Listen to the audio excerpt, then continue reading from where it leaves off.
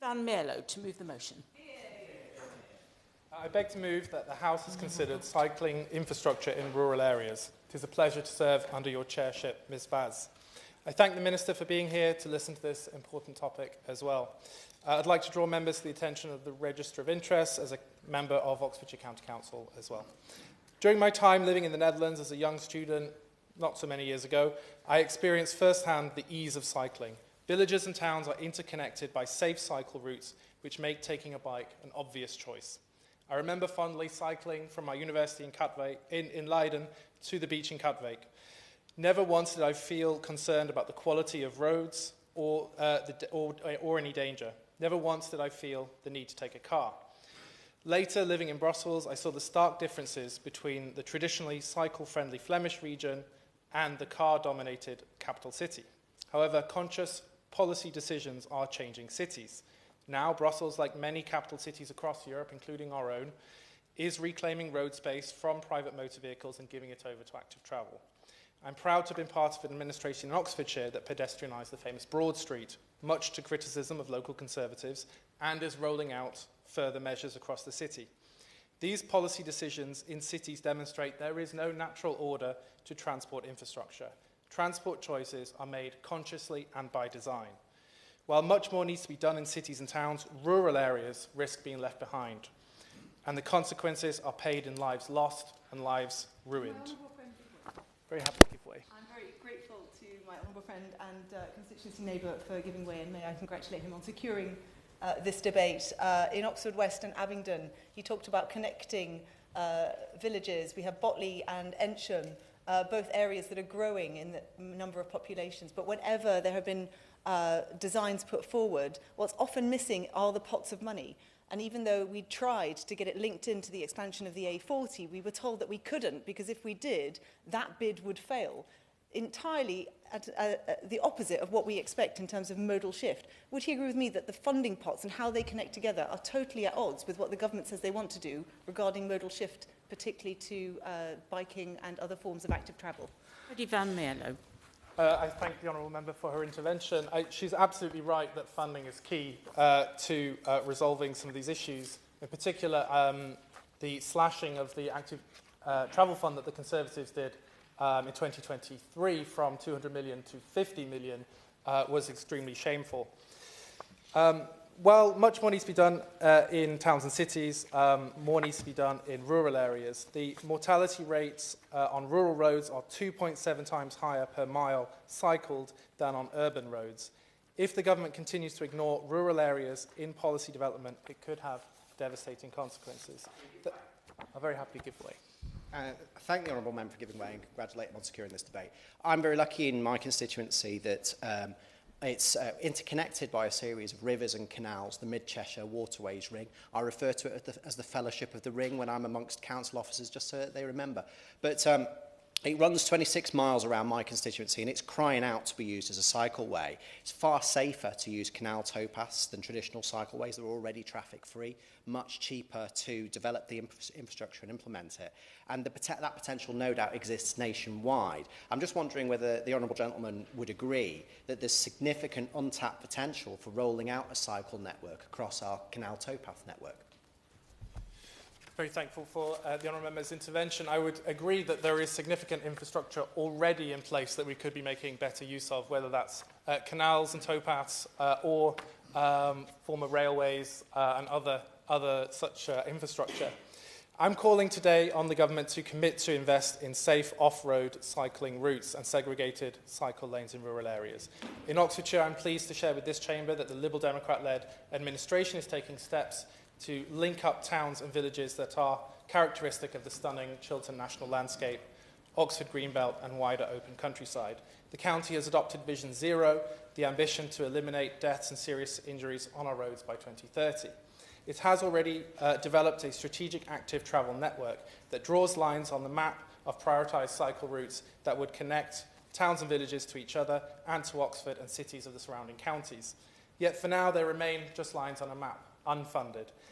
The county adopted a new model to replace the old car-centric predict and provide methodology for deciding infrastructure and replaced it with decide and provide.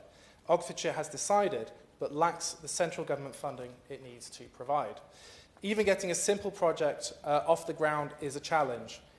The Tame to Hadnam Greenway is a project that has been mooted for over 20 years.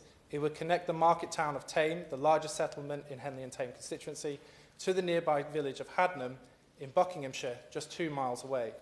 Crucially, Hadnam is host to the Tame and Hadnam Parkway rail station that links the town to London. Cycling from Tame to Hadnam currently requires a high degree of confidence and a tolerance for risk to mix in alongside the heavy traffic of the A418. The wildly popular Phoenix Trail from Tame to Prince's Risborough already proves high demand for off-road rural cycle infrastructure. But it's not just funding that is stifling rural cycling revolution. Compulsory purchase powers are often wielded to make progress on road projects, but are not used to deliver cycle infrastructure. This means that most projects barely get beyond the idea phase. A cycleway that links Chinner to Watlington via the village of Lucknow in my constituency, Lucknow sits just next to the M40, would transform the lives of thousands of people by providing an active travel link to London and Oxford via the Oxford Tube. Yet ideas never make it beyond a general agreement that it would be quite nice because local landowners oppose it. Chair, I urge the government to break free from the visionless Conservative legacy and take on these barriers to change. The government must stop the lip service of the past. In 2017, a walking and cycling strategy aimed to make active travel a natural choice. The DfT Active Travel Fund was set up to reallocate road space to cyclists and pedestrians and create an environment that is safer for walking and cycling. But, Chair, words are cheap, and here we are 7 years later. In rural areas, active travel is far from the natural choice. In 2023, the Conservative government, in a fit of reactionary culture wars, slashed the already paltry active travel budget from 200 million to just 50 million pounds. Under this government, I therefore welcome the increase in the active travel budget to 150 million. However, let us not pretend that this is going to create a step change. The Conservatives had the budget at 200 million just 3 years ago. The government should deliver on its promise to invest at unprecedented levels in active travel. I hope the Minister will consider increasing funding levels further for the 2025-2026 period during the Department's current planning discussion as a result of this debate. I ask this because cycling in rural areas as a mode of transport will deliver concrete benefits in terms of the economy, the environment, health and well-being. For every pound spent on cycling and walking schemes, £5.62 worth of wider benefits are achieved. In 2022, active travel contributed to £36 billion to the economy.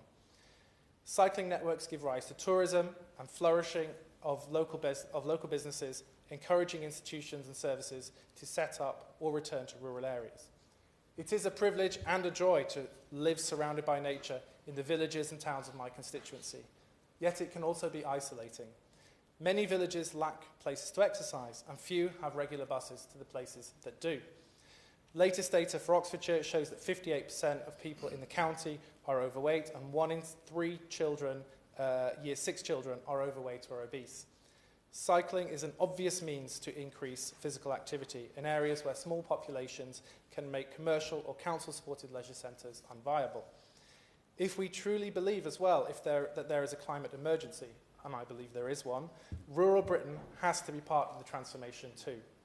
Reduced motor traffic limits carbon dioxide emissions and reduces nitrogen dioxide and particulate matter, both gases linked with respiratory failure, stroke, heart disease, dementia and premature death. Don't think that just because rural areas are surrounded by fields that the risk isn't present in the countryside too. Historic towns can create choke points, quite literally, as vehicles move through them. Watlington's Couching Street has been an air quality management area since 2009 as traffic passes through in search of the M40. Again, cycling has to be part of the picture. And this is before we talk about the mental health benefits, which perhaps I'll leave others to touch on. We have a golden opportunity over the next 5 years to see the transformation needed. I am willing to work cross-party with anyone in government and MPs and councillors across Oxfordshire, Buckinghamshire and Berkshire to seize it. I hope others will join me. I expect to take the Lib Dem spokesperson at 5:46, so given the number of speakers, there'll be an informal time limit of between 4 and 5.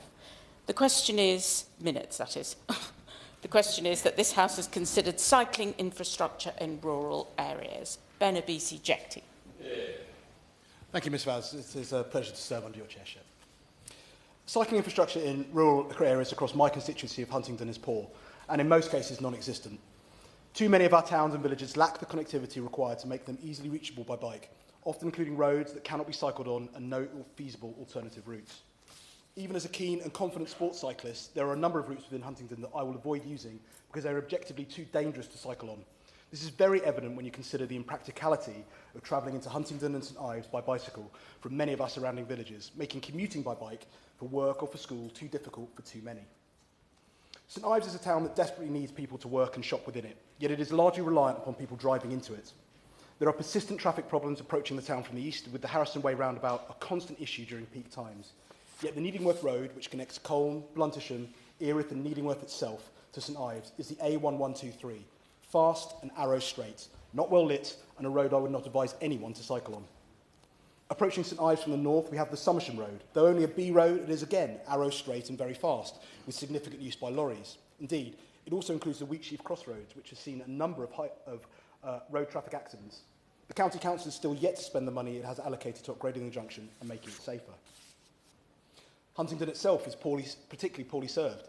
The town in theory has a cycle path around the ring road, but this is a shared cycle path with pedestrians that in places is no wider than a single individual. The tragic case of the death of cyclist Celia Ward in 2020, who fell into the road after an altercation with a pedestrian on the cycle path, illustrates the unsuitability of it. Approaching Huntingdon from villages to the north towards the Witton roundabout on the A141 into Hertford is again a journey fraught with danger, and not one I would expect any cyclist to undertake as part of their daily commute. The A141 is one of the busiest and fastest roads in the constituency, and in response to the recent consultation, I made clear that cycling infrastructure must be considered in any new plans. Meanwhile, there is only one current cycle infrastructure project under discussion within the constituency. As part of their plans to improve the national cycle network, Sustrans has proposed a quiet way, closing the Graffham Road to motor vehicles between the villages of Graffham and Brampton. Now, this is a road that I regularly use as a cyclist, but it is also a vital lifeline between the two villages, as well as reducing the need to take the more circuitous routes to the north and south, which involve using dual carriageways. Opposition to the scheme from local residents, including those who are cyclists, has been significant, with many well-attended local parish council meetings in order to discuss it. The road itself is not busy. A more sensible decision would be to reduce the speed limit from the current national speed limit to a more realistic 20 miles per hour, thereby making the route far friendlier to pedestrians, cyclists and equestrians alike, without the need to ban motor vehicles and cut the village off. In Tilbrook, the parish council is working hard to establish a feasibility assessment for the proposed Kim Valley Way cycle path, linking the villages of Tilbrook and the village of Kimbolton, eliminating the need to cycle on a fast and sweeping country road with poor visibility on bends for those wishing to travel between the two villages by bike. It is schemes like these, designed by locals, for locals, that we should be investing our time and effort in delivering, rather than top-down diktats that lack local buy-in. We must ensure that when cycling infrastructure is proposed, it is done so sympathetically and with the needs of local communities in mind. Attempting to railroad through a proposal because it looks good on paper is where schemes such as the Graffham Quiet Way have gone wrong. Lack of engagement, lack of understanding of rural needs, and lack of strategic planning are the reason we have reached the point we have, where in a constituency like Huntingdon, cycling is not considered to be viable for so many in rural communities. Thank you. James McCleary. Thank you, and can I say it's a pleasure to serve under your chairship today. And please accept my apologies. I'm likely to have to leave before the conclusion of the debate as I'm hosting an event elsewhere on the estate. I'd like to congratulate my honourable friend for securing this debate first and foremost, and say it's a privilege to speak today to all of you on what is a matter of great relevance to communities like those in my constituency of Lewis. While cycling is often associated with urban transport solutions, it holds untapped potential to transform rural areas if we address the challenges that prevent it from being a viable option for many. Just 2 weeks ago, I had the pleasure of attending the Cycle Lewis AGM. This dedicated group have been advocating for safer, more accessible cycling in Lewis and surrounding villages since 1998. Their work, from installing new cycle racks to critiquing transport plans that prioritise cars over active travel, is a testament to the power of local campaigning. But as was made clear at the AGM, piecemeal progress cannot overcome the systemic barriers to cycling that rural communities face. Cycling is far more than the... Go ahead. Thank you to the right honourable gentleman for giving way into your chairmanship. I am from Stroud, and for the last 6 years, even before I became a politician, I was trying to get a greenway established in the village of Dursley, which would run for about 6 miles to the train station. And what I found was there wasn't even funding for a feasibility study. So at the moment, it's not getting off the ground. So I'd just like to ask the Minister whether there would be a fund to actually make feasibility studies to new routes. Thank you.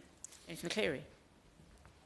Not being the Minister, I don't know at the moment, but I'm sure he will respond accordingly, and I hope that the answer will be yes, because I think that would be a fantastic thing to do. And I know that county councils and other authorities have really struggled to find the funding to fund these sorts of active travel undertakings across the country, and we've certainly seen that in East Sussex, just in the way that you're seeing in your area. Cycling, as I was saying, is more than a recreational activity. It's an essential mode of transport that can improve public health, reduce carbon emissions, and ease the financial burden of transport for households. Nationally, cycling directly contributes an estimated 5.4 billion annually to the economy, including 4.1 billion just from reduced mortality, air pollution and congestion. Every pound invested in walking and cycling infrastructure generates over £5 in benefits. Cycling also promotes land use efficiency, requiring far less space than roads or car parks, a critical consideration for creating greener, more livable communities. For predominantly rural areas like mine, this represents an opportunity to create healthier, greener and more connected communities. Without serious investment, rural residents will continue to face unsafe roads, insufficient cycling facilities and limited transport options. In communities like mine, it is also, the reality is very stark. Public transport options are patchy and many depend on cars for short journeys. Safe and accessible cycling infrastructure can provide an alternative that is not only affordable but is also sustainable. Where we have dedicated cycle routes, like the outstanding separated cycleway alongside the A27 between Lewes and Polegate in my constituency, they're often not connected to any ongoing routes, which limits the number of people that can use them. Better road maintenance is required. We need to create the conditions where cycling is a realistic option for commuting, shopping and even leisure. Not just for the young, pale and male, but for everybody. Inclusivity must be central to our approach, whether it's children cycling to school, older residents using e-bikes or families making short trips. Cycling infrastructure should cater to a diverse range of needs. This is about ensuring everyone can benefit from the independence, affordability and health benefits that cycling offers. The Liberal Democrats have been clear in our commitment to reversing funding cuts and pushing for a nationwide active travel strategy. In rural areas, this includes prioritising safe cycling routes, linking active travel to public transport and ensuring local councils have the resources to tackle potholes and maintain pavements and cycleways, as well as invest, as we've already mentioned, in active travel infrastructure themselves. So I urge the government to recognise that cycling is not just a solution for urban areas, but a vital tool for rural communities. By investing in cycling infrastructure, we can reduce transport poverty, improve public health, and build a greener future for areas like Sussex. Let us not miss this opportunity to make cycling safe, accessible, and inclusive for all. Thank you, and it is customary to wait and hear what the Minister says. You might be delighted. Clive Jones. Thank you very much, and can I say it's a pleasure to serve under your chairship, Ms Vance, and I thank the Honourable Member for Henley and Tame for securing this debate today. Wokingham is a semi-rural constituency where it is very possible to cycle between villages, towns, to railway stations, to schools and to shops. National and local surveys tell us that the majority of people would be willing to do this, but they don't consider it to be safe. A difficult issue to resolve on narrow and busy country roads. Reducing speed limits can help, and the council is looking at some of them. But ultimately, we need to invest in cycle routes away from the roads. The previous government was funding such schemes up until it decided its electoral interests demanded otherwise. But since 2022, the funding available to local authorities has been and remains wholly inadequate. Shifting just a small proportion of local rural traffic from car to bike will help solve many problems. Congestion, parking, air quality issues in towns. Benefits in mental and physical health for those who cycle. The House of Commons Library has been very helpful in pointing out to me a University of Oxford study which demonstrates the environmental benefits of active travel. Published in 2021, it found that switching just one trip a day from car driving to cycling can reduce a person's carbon footprint by 0.5 of a tonne a year. And as demonstrated by the Elizabeth line, if the infrastructure is there, people will use it. Across Europe, these benefits are being embraced, whilst the UK fails to recognise the return on investment that is waiting to be realised. The former Secretary of State for Transport, the Right Honourable Member for Sheffield Heeley, stated that her department would deliver unprecedented levels of funding for active travel. Will the new Secretary of State commit to the same promise? And Wokingham Borough Council has in the past bidded for an off-road route between Charville and Twyford Station. Can the Minister commit to review the business case for investment in cycling schemes like the one between Charville and Twyford? Thank you. Thank you very much, and it's a pleasure to serve under your chairship. Thank you also to my honourable friend, the member for Henley and Tame, for bringing forward this important debate on rural cycling infrastructure. Those of us here appreciate the unique challenges faced by cyclists in rural areas and the need to ensure their safety if we are to promote greater accessibility to cycling as a mode of transport. Rural roads present unique risks. They are typically narrower, less well maintained, and shared with fast-moving vehicles. In places in my constituency of West Dorset, roads are also shared with horse riders who are similarly desperately in need of similar safety infrastructure. The road conditions make cycling on roads disproportionately dangerous. Statistics show that cyclists are almost twice as likely to be killed on a rural road as on an urban one. For my constituency of West Dorset, the challenge is clear. Only 1.7% of people cycle to work, well below the already appallingly low national average of 2.1%. Both of these figures reflect the deterrent effect of unsafe rural roads and the lack of cycling infrastructure, but also the wider picture of cycling in this country. Cycling can provide affordable, sustainable and accessible alternatives for shorter journeys, not to mention the benefits to the environment, as well as physical and mental well-being. In West Dorset, 50% of people drive to work, 14% of households don't own a car, and yet 30% of residents travel less than 10 kilometres to work, a distance more than achievable by bicycle for most individuals. Between Bridport and West Bay, the old railway has been repurposed as a cycling and walking path, with many residents hoping that it can be extended all along the old line to Maiden Newton to avoid having to use country lanes. Similarly, an alternative cycle route between Bridport and Chiddock would mean residents and tourists alike could avoid the main coast artery of the A35 with its heavy goods vehicles. Public transport in West Dorset is limited and irregular. Congestion on our few A roads and the many country lanes causes delays and disruptions in our villages. Cycling would reduce congestion and provide people with greater freedom to travel independently, reduce the environmental impact, support healthier lifestyles, and I urge this government to take immediate steps to address these issues and support rural constituencies like West Dorset by making cycling safer and more a viable option. Ben Maguire. Thank you, Chair.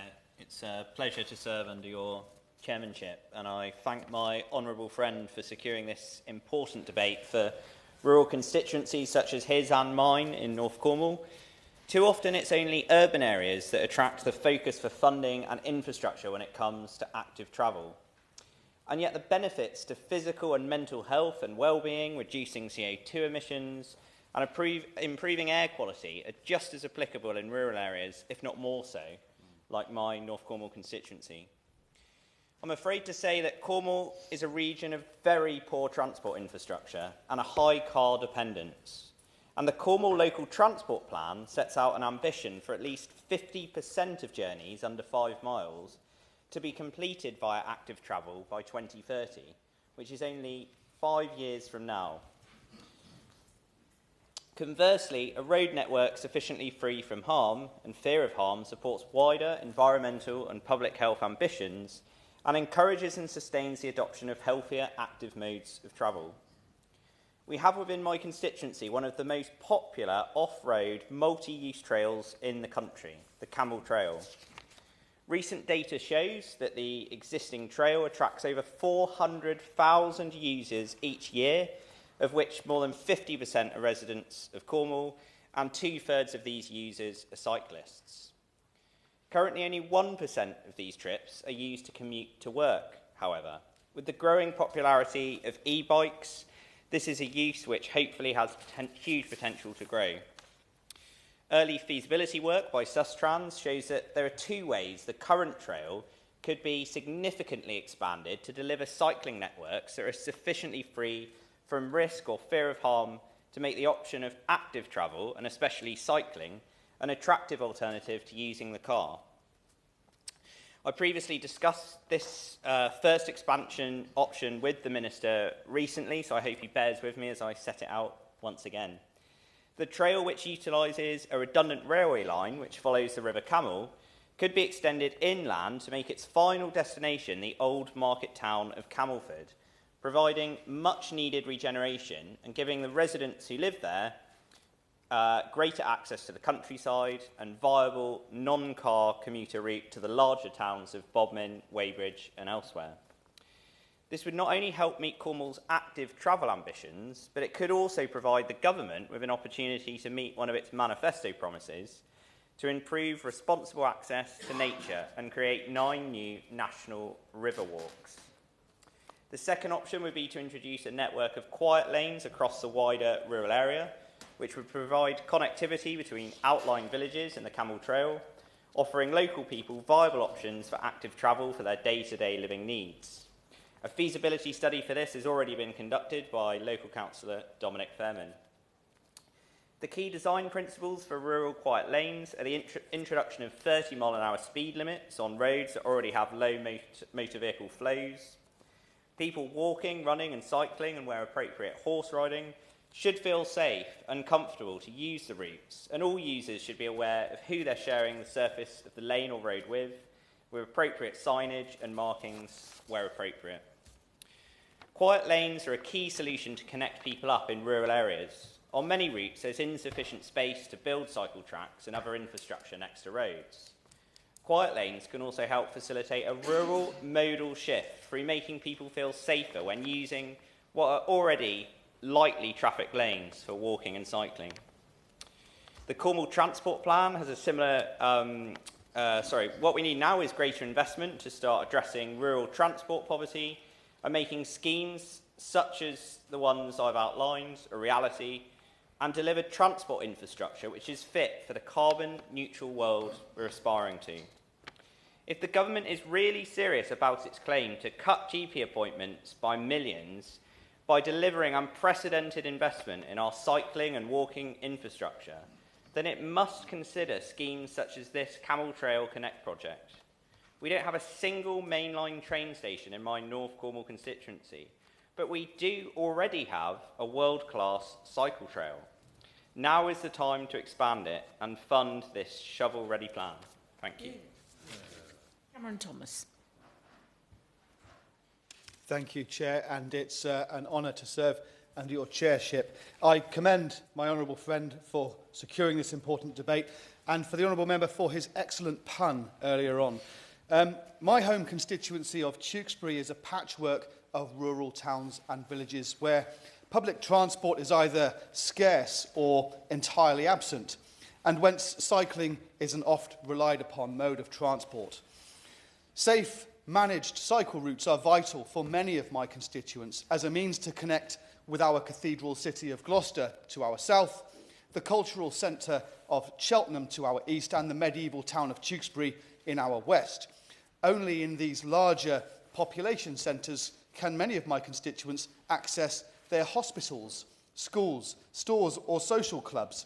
But cycling in our rural communities comes at significant risk. As has already been stated, according to at least one study, cyclists involved in collisions on rural roads are more than twice as likely to suffer mortality than those on urban roads. There are several factors for this, including the time it takes for emergency services to arrive from major hospitals to our rural villages. Another factor seems to be that cycling infrastructure and roads in rural areas are poorly funded or neglected, and rarely are cycling routes apparently considered alongside major highways infrastructure projects. There must be joined-up thinking to such projects to improve the viability of cycling as an environmentally friendly and healthy alternative to driving. The Gloucestershire Cycle Spine is an ambitious plan to link Gloucestershire's major population centres with some of our emerging population centres.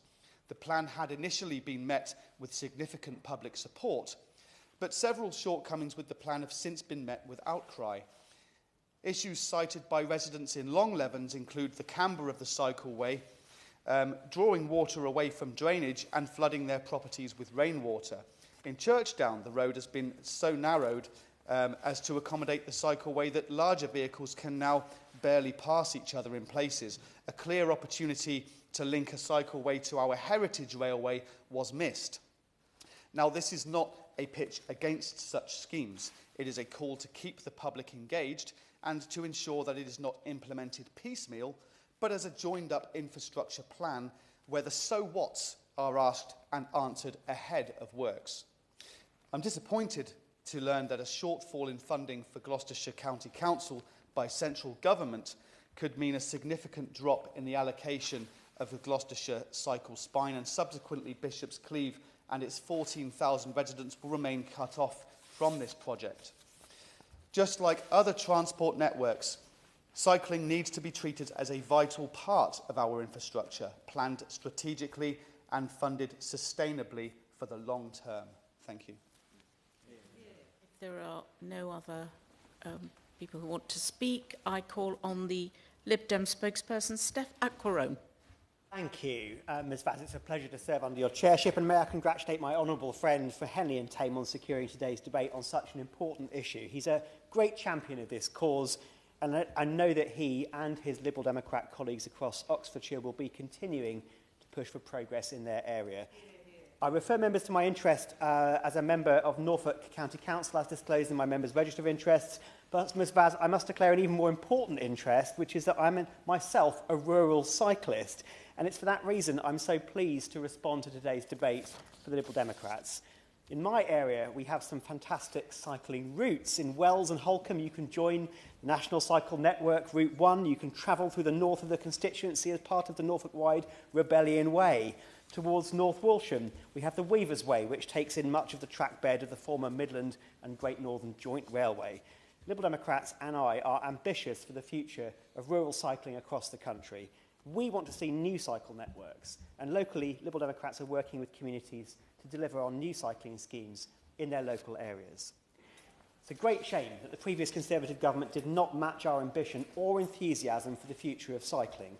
They ruthlessly cut £200 million from the active travel budget just after so many of us rediscovered our love for walking and cycling during lockdown. This neglect for walking and cycling seems endemic within the Conservatives. Our Conservative-led County Council has sunk £50 million into the white elephant of the 6-kilometre Western Link Road. These legal and exploratory costs alone could have instead funded high-quality cycle superhighways 6 times its eventual proposed distance. With attitudes like this, it's easy to see how our rural cycling infrastructure has deteriorated so badly over the previous decade, with Norfolk losing many of its routes from the National Cycle Network in 2020 after years of neglect and lack of upkeep. Cycling will play a key part of the rural transport revolution, which so many parts of our country desperately need. We must make sure that cycling routes join up with public transport networks so people can safely and easily cycle to their nearest train or bus station. In rural areas like mine, we have one of the highest levels of road per person in the country, and we can't afford to maintain them all. Isn't it time we just look to convert underused, underclassified roads into access-only roads that prioritise walking and cycling? I'm sure many people would far rather hear the dinging of bike bells nearby than large lorries clattering through small country lanes. Ms Vaz, I'm passionate about seeing an improvement in rural cycling infrastructure across Norfolk and the rest of the country. Making cycling more accessible and attractive has only benefits. It keeps us healthier, it reduces carbon emissions, and it gives us greater opportunity for us to explore and enjoy our natural environment. I very much hope that we hear today from the Minister that the government will match the passion and ambition of Liberal Democrats across the country to deliver better cycling infrastructure for us all. Thank you. Opposition spokesperson Jerome Mayhew. Ms Vaz, it's lovely to see you in the chair, and I congratulate the Honourable Member for Henley and Thames for securing this debate. We've heard from many of the speakers today about the public and enormous benefits of cycling. Let's start with the most important one. It's enjoyable. It's healthy, gives you cardiovascular exercise. That leads to a better quality of life. And then there's the public sector, if you like, aspects of it, which is reduced traffic congestion, reduced public transport crowding, reduced emissions in our hunt for net zero. But it's not all positive. There are a couple of negatives. One is the examples of road entitlement that we get from some aspects of the cycling community. I'm a member of that community. I hope I'm not too entitled when I'm on my saddle. And the worst one, of course, is we are exposed to mammals around our constituencies. And I threatened the Right Honourable Member for New Forest West that I would name-check him in that regard, because I saw him just this morning in his lycra.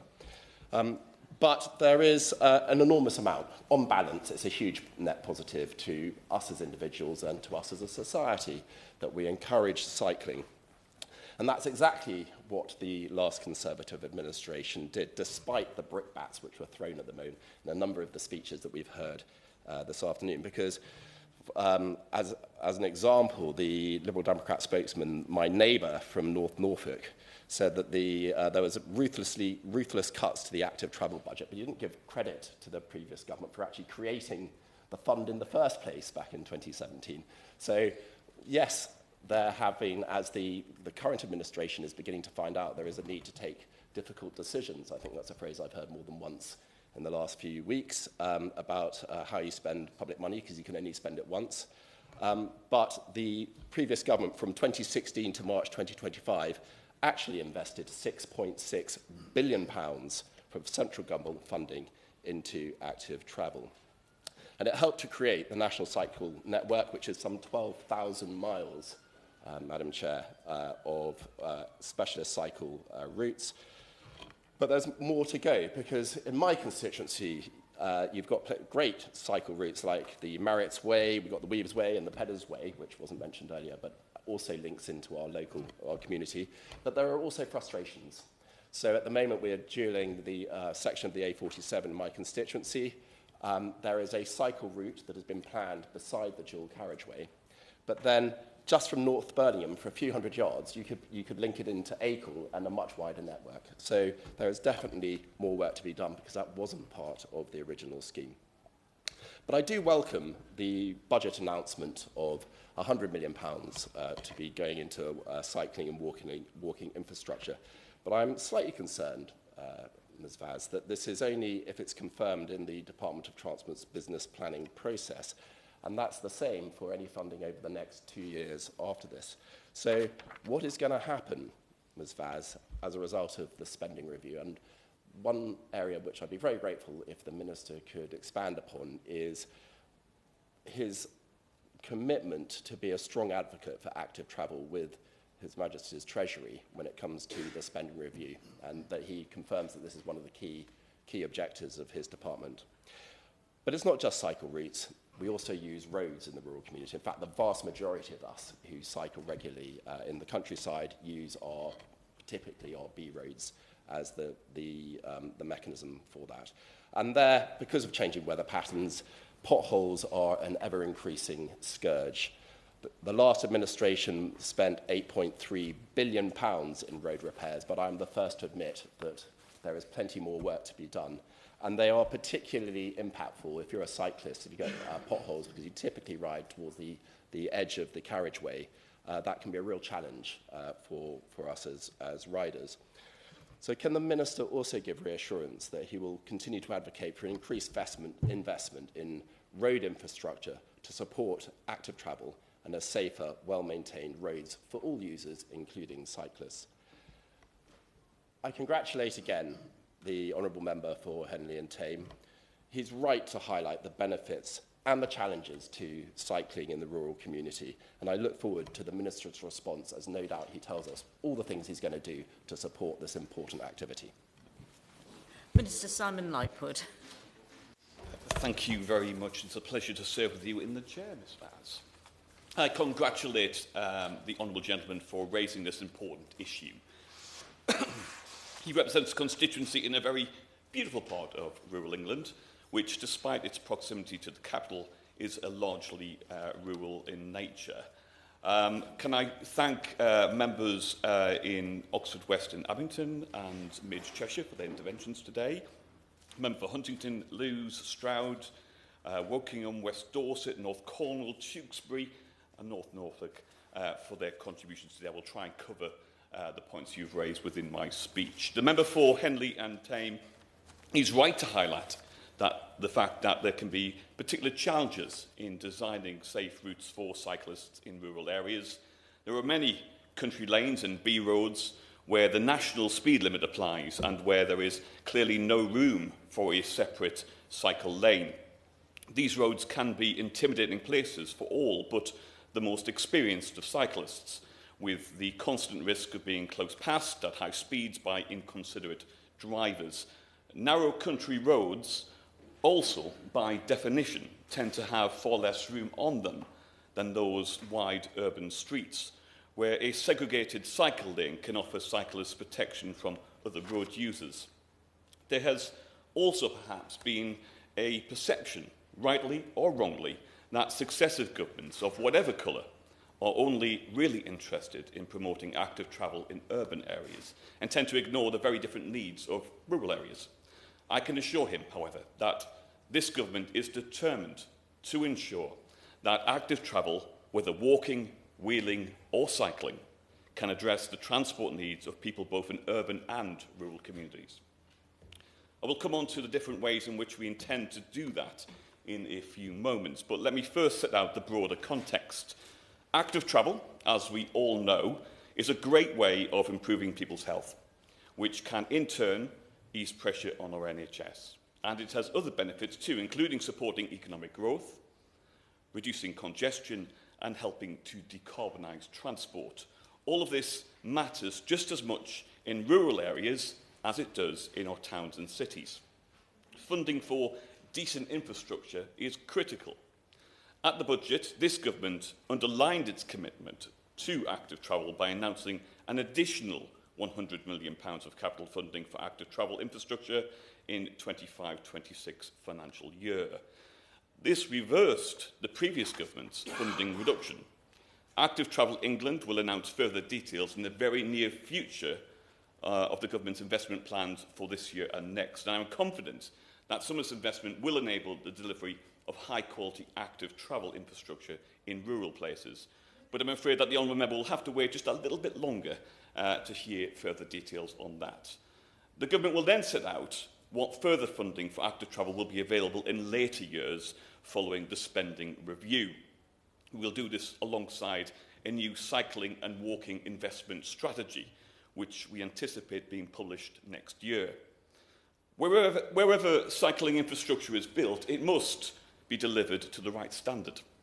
In particular, it should comply with the department's cycling infrastructure design guidance. Active Travel England provides training to local authority officers across the country on how best to design safe and accessible cycling and walking infrastructure. And it is developing specific guidance for good practice application in rural areas. I certainly will. I'm grateful to the Minister for giving way. He's moved on to the how, but I wonder if it's worth just reflecting slightly longer on the why. With my Chair of the Health and Social Care Select Committee hat on, he might have noted that the Chief Medical Officer's annual report last year on an ageing society mentioned cycling 13 times in the context of having Britain be able to meet the needs of an ageing population. And he might also have noted that rural areas age faster than urban areas because of the demographic shifts. You might also notice that in the 2022 report, cycling is mentioned 88 times in the context of air pollution. So I note the government's mission, particularly the life mission, to live well longer. To what extent is his department also planning to be part of the delivery of that mission, and how is he making that happen? Minister. I thank the Honourable Member for their intervention. I can assure you that the Department of Transport is very much working closely with departments across government. We want to break down the silos of departments and work on our collective missions. And I've already had discussions with the Department of Health and Sir Chris Whitty regarding our contribution, and we'll continue. We absolutely recognise that active travel can be fundamental when it comes to tackling people's health, removing barriers to opportunity and economic growth as well. Ensuring that infrastructure is safe must be our overriding concern. More than 60% of respondents to the Department for Transport's National Travel Attitude Survey said that safer roads would encourage them to cycle more. And, as I have said, rural roads can be more dangerous for cyclists, with faster-moving traffic and no road space for segregated cycle lanes. This is why supporting local authorities to design and deliver high-quality active travel infrastructure, which is safe and in compliance with the design standards, is a key part of Active Travel England's remit. And that is why funding provided by the Department of Transport for walking and cycling schemes comes with a clear requirement to comply with relevant design standards. As the Honourable Member may be aware, Oxfordshire County Council has been successful in securing funding for active travel schemes in a number of rural areas. This includes nearly £1.5 million for a scheme in Abington and nearly £2 million for a scheme in Witney. The scheme in Abington will create a safe walking, wheeling and cycling route, providing new crossings and other improvements to overcome a significant barrier to active travel between Oxford and Abington and onwards to Didcot and beyond.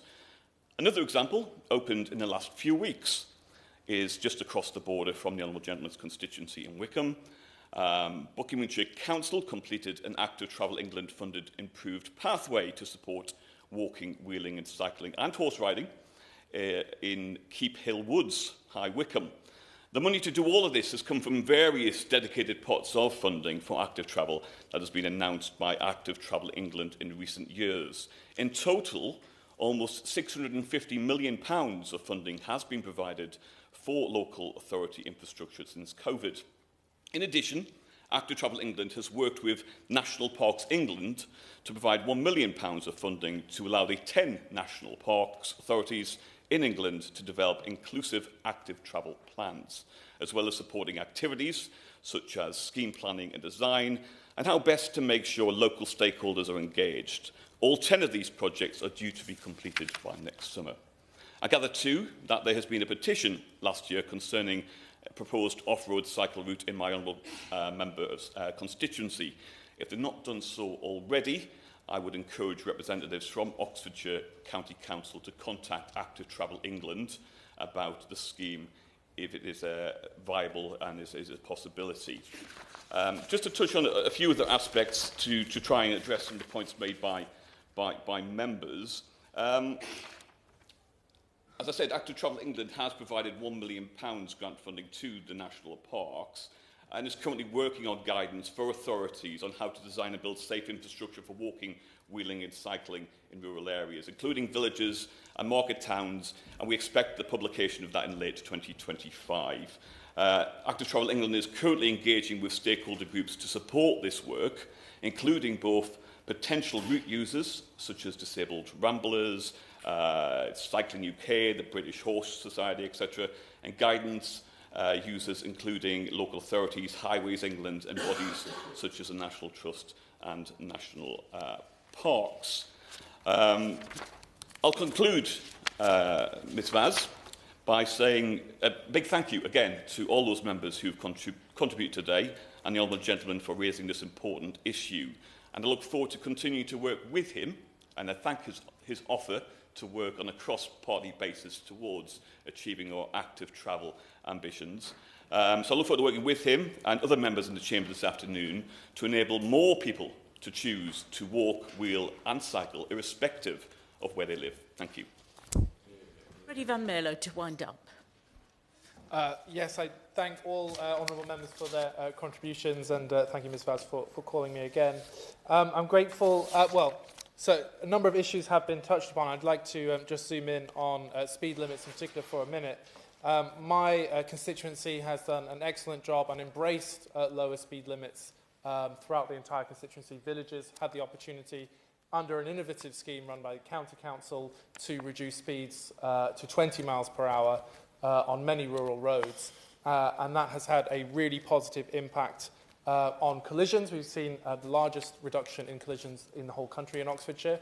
And research by Cycle England shows that a 1 mile per hour reduction leads to a 6% reduction in collisions. And although not everybody still drives to the speed limit, I think if you, as I tell my residents, if you set the expectation that everyone drives at 19.9 miles per hour, then you will see the scheme as a failure.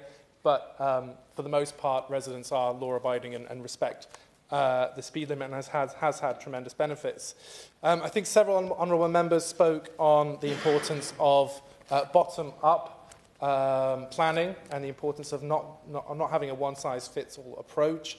Rural areas are very unique and different, and they're not all the same. So whether that's through off-road infrastructure along canal paths, along former railways, or instead the introduction of quiet lanes using existing road infrastructure is extremely valuable. Some members have also spoken of the importance of maintaining roads for all road users, whether they be vehicular or active travel.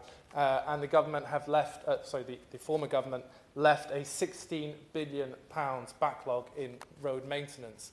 In my county, officers inform me that they receive only £15 million a year for highway maintenance, but it costs the county upwards of £45 million to keep roads safe, and residents would only see meaningful benefit if it was increased to £60 to £80 million. So the government minister has spoken in terms of millions investment in active travel. I would like to see him shift his vernacular from M to B and see billions invested over a number of years.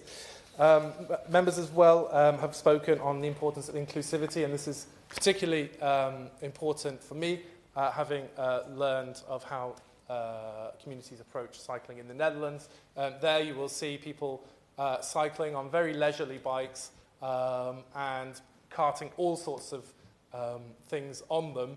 And I think that kind of approach, where we have more children, more women, more vulnerable people, more even disabled people taking part in cycling, would be a fantastic culture shift in the UK. When I was living there, I would even cycle 50 metres to the nearest postbox from my house. And that is the kind of culture shift that I hope we can achieve both in urban settings but also in rural. Yeah. Thank you. The question is that this House has considered cycling infrastructure in rural areas. As many as are of that opinion say aye. Aye. Of the contrary, no. I think the ayes have it. The ayes have it. Order, order. The sitting stands adjourned.